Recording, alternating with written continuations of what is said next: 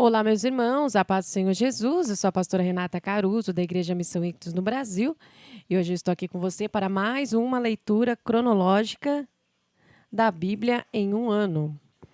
Hoje, dia 8 de setembro, nós faremos a leitura no livro de 2 Crônicas, do capítulo 26 ao capítulo 29. Então, vamos para a leitura, 2 Crônicas, capítulo 26. O povo de Judá proclamou Uzias, que tinha apenas 16 anos de idade, rei no lugar de seu pai, Amazias. O primeiro ato dele, depois do sepultamento do seu pai, foi reconquistar e reconstruir Elate para Judá. Uzias tinha 16 anos de idade quando começou a reinar e reinou 52 anos em Jerusalém. Sua mãe se chamava Jecolias e era de Jerusalém. Ele agiu corretamente diante do Eterno, muito bem preparado e ensinado por seu tutor e mestre, Zacarias, a viver em obediência e temor ao Eterno. Enquanto Zacarias viveu, Uzias foi um homem íntegro, e o Eterno o fez prosperar. Ele enfrentou os filisteus e derrubou os muros de Gate, Jabne e Asdod. Também construiu as cidades próximas de Asdod e de outras regiões do território filisteu. Deus o ajudou em suas guerras contra os filisteus, os árabes de Gur-Baal e os meunitas. Os amonitas também pagavam tributo a Uzias, e a fama dele se espalhou até o Egito. Ele se tornou muito poderoso. Uzias construiu torres de defesa em Jerusalém, na porta da esquina, na porta do vale e na esquina do muro. Construiu torres e cavou cisternas no interior. Ele possuía muito gado nos vales e nas planícies, trabalhadores nas lavouras e nas vinhas das colinas e dos campos férteis, pois gostava muito de agricultura. Na área militar, Uzias equipou o seu exército para a guerra. Os soldados foram organizados em companhias sob a convocação do secretário Jeiel, do general de divisão Maazéias e de Ananias, um dos oficiais do rei. Eram 2.600 chefes de família no comando de todos os homens de combate. Sob o comando deles estavam 307.500 homens treinados para a guerra. Um forte exército real capaz de enfrentar qualquer inimigo. Uzias equipou-os com escudo, lanças, capacetes, armadura, arcos e fundas. Também aparelhou as torres e as esquinas do muro de Jerusalém com a mais avançada tecnologia militar em lançamentos de flechas e de grandes pedras. Ele ficou famoso por todos seus feitos. Tudo parecia favorecê-lo. Mas o poder e a fama acabaram subindo a cabeça do rei. A sua arrogância e seu orgulho provocaram sua queda. Certo dia, já rebelde contra Deus, ele entrou no templo do Eterno como se fosse seu dono e queimou incenso no altar. O sacerdote Azarias, apoiado por 80 sacerdotes corajosos do Eterno, tentou impedi-lo. Eles o repreenderam, dizendo: "Você não pode fazer isso, Uzias, porque é a tarefa dos sacerdotes descendentes de Arão, especialmente consagrados para esse trabalho. Só eles podem queimar incenso. Saia do templo do Eterno. Você foi infiel. Não pense que o Eterno irá honrar você por isso." Mas Uzias, com o incensário na mão, pronto para queimá-lo, ficou furioso com a interrupção. Ele começou a xingar os sacerdotes, mas enquanto discutiam, apareceu uma doença de pele na testa dele. Assim, o sacerdote principal, Azarias, e os demais sacerdotes viram os sinais da doença. Retiraram-no dali rapidamente. Ele correu para fora, pois reconheceu que a doença tinha sido enviada pelo Eterno. Ela acompanhou Uzias pelo resto da vida, e o rei precisou viver em isolamento. Não podia mais entrar no templo do Eterno. E o seu filho Jotão, que tomava conta do palácio, assumiu o governo da nação. O restante da vida de Uzias, no início do início ao fim, foi registrado pelos profetas Isaías, filho de Amós. Uzias morreu e foi sepultado com seus antepassados no campo ao lado do cemitério real. Por causa da sua doença, ele não pôde ser enterrado no cemitério dos reis. Seu filho Jotão foi o seu sucessor.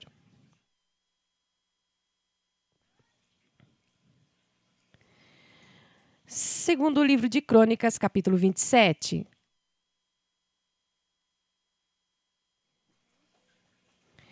Jotão tinha 25 anos de idade quando começou a reinar e reinou 16 anos em Jerusalém. Sua mãe...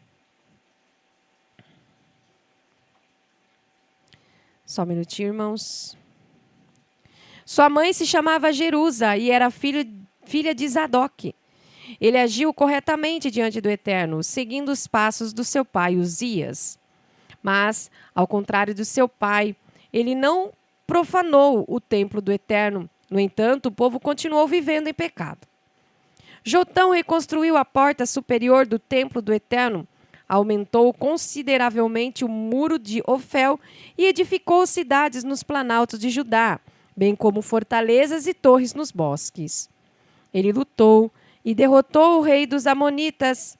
Naquele ano, os Amonitas pagaram a eles 3,5 toneladas de prata, cerca de 10.000 barris de trigo e 10.000 de cevada. O tributo foi repetido nos 2 anos seguintes. A força de Jotão estava na sua firmeza e determinação em viver em obediência ao Eterno.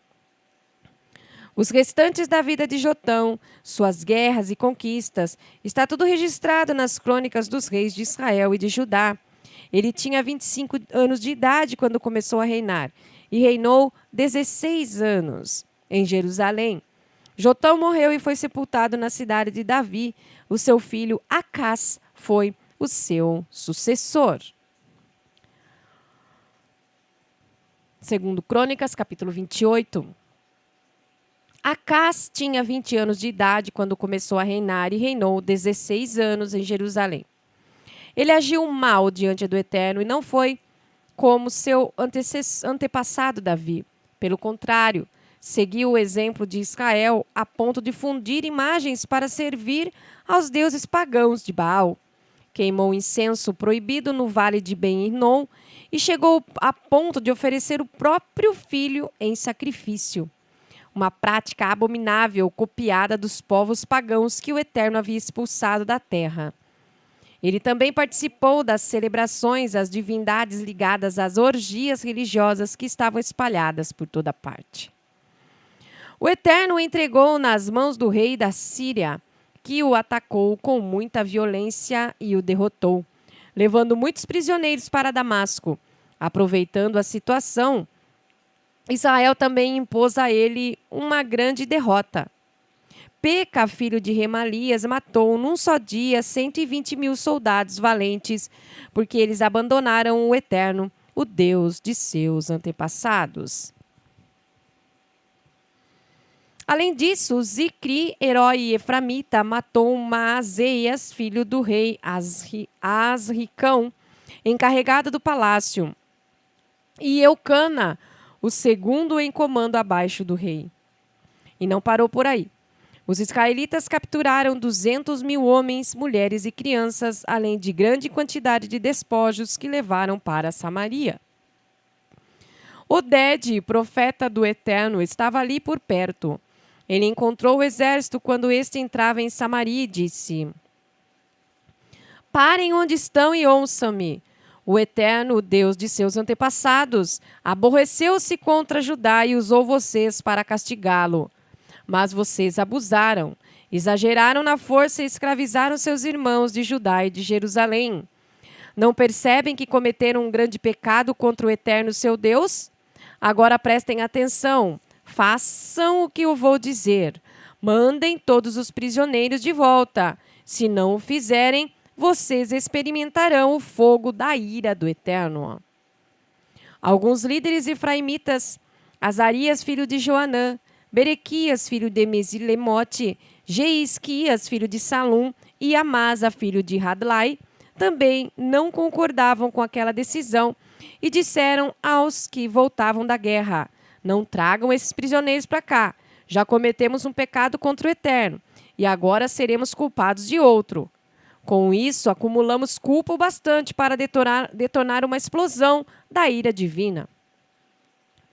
Então, os soldados entregaram os prisioneiros e os despojos aos líderes e ao povo. Alguns homens especialmente designados reuniram os cativos, vestiram os que estavam nus com roupas encontradas nos despojos e puseram sandálias nos pés deles. Também providenciaram uma boa refeição, trataram os feridos, puseram os mais fracos sobre jumentos e depois os conduziram a Jericó, a cidade das palmeiras, devolvendo-os a seus familiares. Só então voltaram para Samaria. Na mesma época, o rei Acás pediu ajuda ao rei da Assíria. Os edomitas voltaram a atacar Judá e levaram muitos prisioneiros.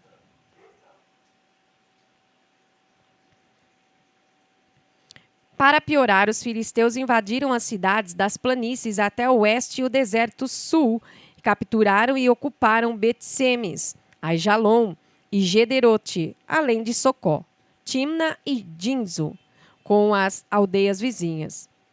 O rei Acás, numa atitude arrogante, achando que não precisava do Eterno, permitiu que Judá caísse na depravação. Por isso a nação foi humilhada pelo Eterno e teve de buscar ajuda.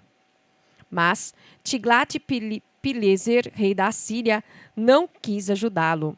Em vez disso, humilhou Acás mais ainda, atacando-o e zombando dele. Desesperado, Acás saqueou o templo do Eterno, o palácio e todo lugar de onde era possível tirar alguma coisa de valor, e entregou tudo ao rei da Síria, mas não adiantou. O rei Acás não aprendeu a lição. O mundo inteiro estava contra ele, mas ele insistia em se rebelar contra o Eterno.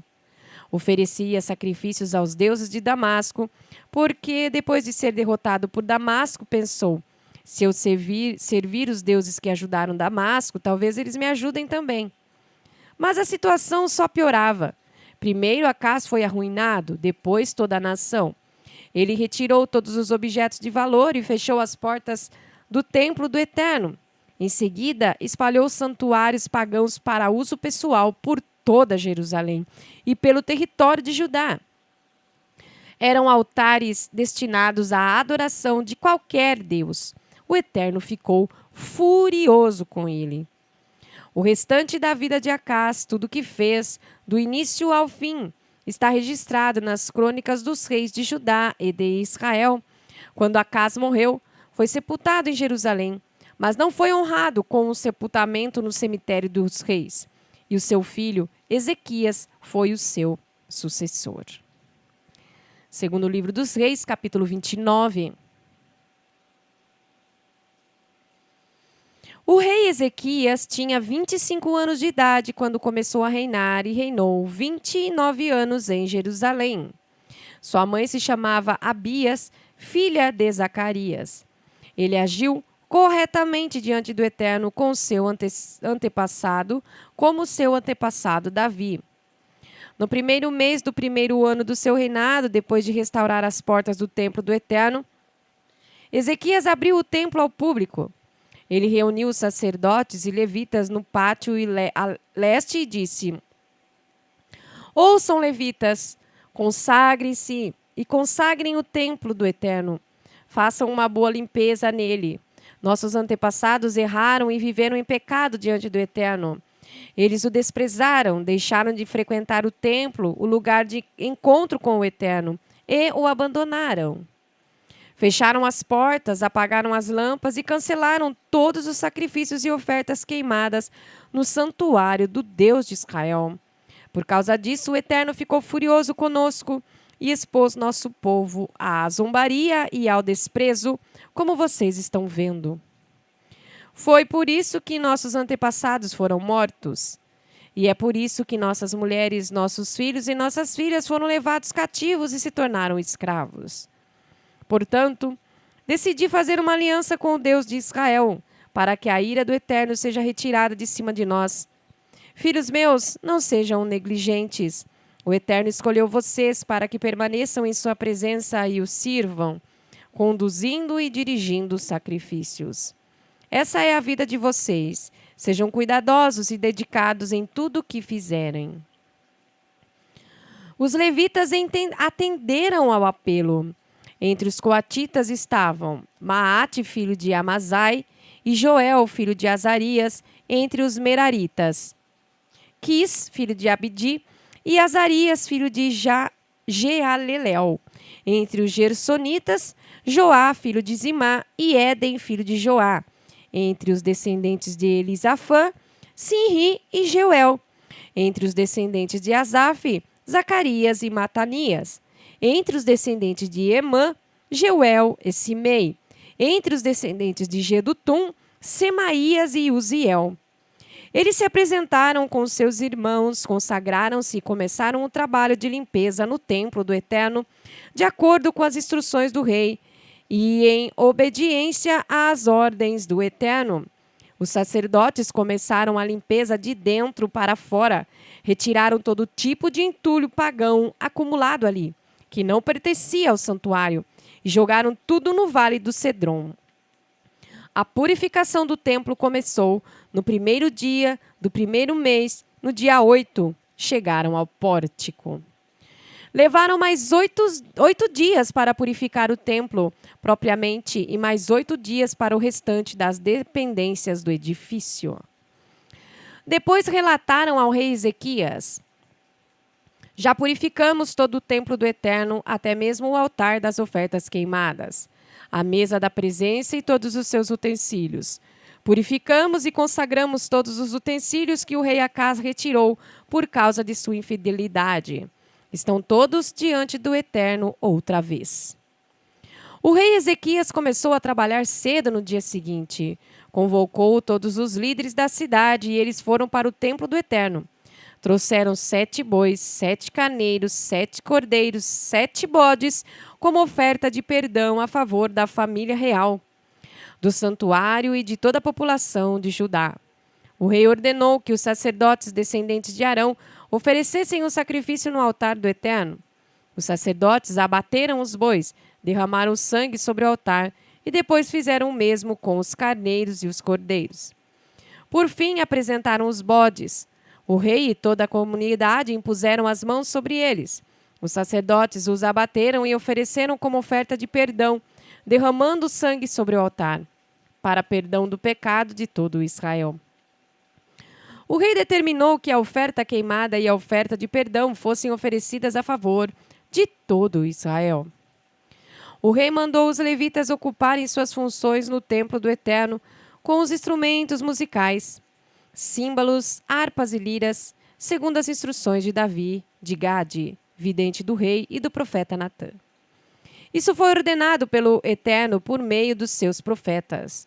Os levitas formavam a orquestra de Davi, enquanto os sacerdotes ficaram responsáveis pelas trombetas. Então Ezequias deu o sinal para o início. A oferta queimada foi oferecida sobre o altar. Ao mesmo tempo, o coral começou a cantar ao som das trombetas e da orquestra de Davi, enquanto toda a congregação louvava. Durante todo o tempo que era oferecida a oferta queimada, os cantores louvavam e as trombetas soavam. Após os sacrifícios, o rei e todos os presentes se ajoelharam, curvaram-se com os rostos em terra e adoraram. Depois o rei Ezequias e os líderes mandaram os levitas encerrar aquela parte da cerimônia com cânticos de louvor, usando as composições de Davi e do vidente Asaf.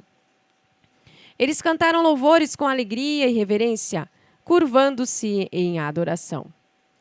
Ezequias declarou: agora terminou a consagração, todos estão consagrados ao Eterno. Vocês estão prontos para fazer sacrifícios e ofertas de gratidão ao templo do Eterno. Assim, toda a congregação trouxe sacrifícios e ofertas de gratidão voluntariamente. Também trouxeram generosamente 70 bois, 100 carneiros e 200 cordeiros, tudo como oferta queimada ao Eterno. Ao todo, naquele dia, foram consagrados para o sacrifício 600 bois e 3.000 ovelhas. não havia sacerdote qualificado o suficiente para abater todas as ofertas queimadas. Por isso, seus parentes, os levitas, vieram ajudar, enquanto os outros sacerdotes se consagravam para o serviço. No fim, os levitas foram mais criteriosos ao se consagrar que os outros sacerdotes. Além da grande quantidade de ofertas queimadas, havia gordura das ofertas de paz e as ofertas de bebida que acompanhavam as ofertas queimadas. O culto no templo do Eterno foi restaurado. Ezequias e toda a congregação celebraram. Deus estabeleceu uma base firme para a vida do povo e fez isso tão rapidamente. Amém? Somente até aí, fique conosco, a paz do Senhor Jesus e até a próxima leitura.